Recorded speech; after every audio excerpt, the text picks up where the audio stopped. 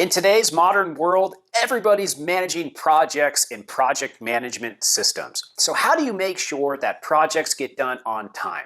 Hi everybody, I'm John Lincoln with Ignite Visibility, and I'm going to tell you 4 things you can do to make sure projects get pushed through, get done on time, and you meet all those deadlines you're going after. Let's dive into it. Item number 1 might be the most important, and that is accountability and clarity. It's very important that the main lead understands that they are accountable and exactly what they should be doing to ensure that they meet these deadlines, and that gets into the next 3. Item number 2, a process for weekly checks on all items in the project management system. So before things are done for the week, it's a great exercise to go through every single aspect of the project management system and review and update every single thing that's out there and outstanding. And it could be as easy as a text update, or it can be as substantial as a full project closeout. Item number 3. This might seem like an easy one and a no-brainer, but everything in any project management system needs a due date. And people need to really feel accountable to that due date and make sure that they are hitting things on time. Item number 4. This might be one of the most important, but